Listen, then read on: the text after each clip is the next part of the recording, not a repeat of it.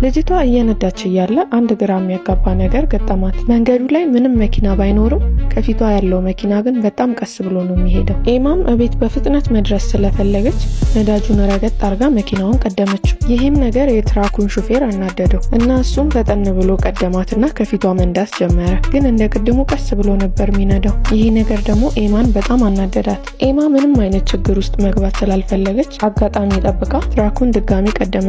ከዛም እያበረረች መንዳት ጀመረች።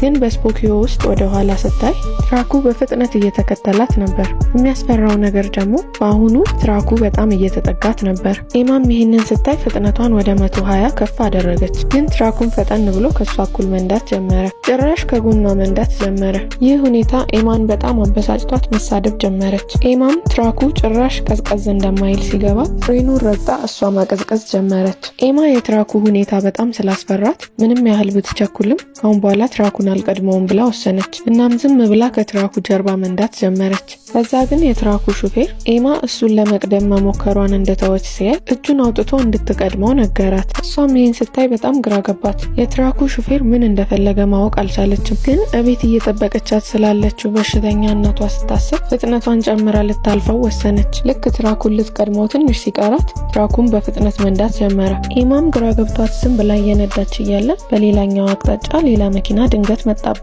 ኤማም ደንግጣ ቶሎ ብላ ፍሬኑን ረገጠች። ከዛም ወደ መስመሯ ገብታ የመጣባትን አደጋ አመለጠች። ከዛም መኪናዋን መንገድ ዳር አቆመች። ድጋሚ መንዳት ከመጀመሯ በፊት ትራኩ ሩቆ እንዲሄድ ፈልጋ ነበር። እሱ ግን በቀላሉ የሚለቃት አይመስልም ነበር። ኤማ ለ30 ደቂቃ ያክል መኪና ውስጥ ረፍት ካረገች በኋላ ትራኩ እንደሄደ አስባ ድጋሚ መንዳት ጀመረች። እናም ፍጥነቷን በጣም ቀንሳ ነበር ምትነዳው። ኤማ መንገድ ላይ የመኪና አደጋ አየች። አደጋውን ያደረሰው ባለ መኪና ግን ጠፍቶ ነበር። ኤማ መኪናውን የገጨው ትራክ እንደሆነ ለማወቅ ፈልጋ ፖሊሱን ለመጠየቅ ወረደች። ከዛ ግን ልትሞት እያጣጣረች ያለችዋን እናቷን ስታስብ ዝምታ መረጠችና መንገዷን ቀጠለች። ግን አደጋው እንዴት እንደደረሰ ጭንቅላቷ ማሰብ ማቆም አልቻለም። እንዲህ እያሰበች ትንሽ እንደሄደች ባልጠበቀችው ሁኔታ ትራኩ ከኋላዋ እየመጣ ነው። ትራኩን በጣም እየቀረባት ሲመጣ ኤማ በጣም ፈርታ ፍጥነቷን መጨመር ጀመረች። ከዛም በመካከላቸው ትንሽ ርቀት ተፈጠረ።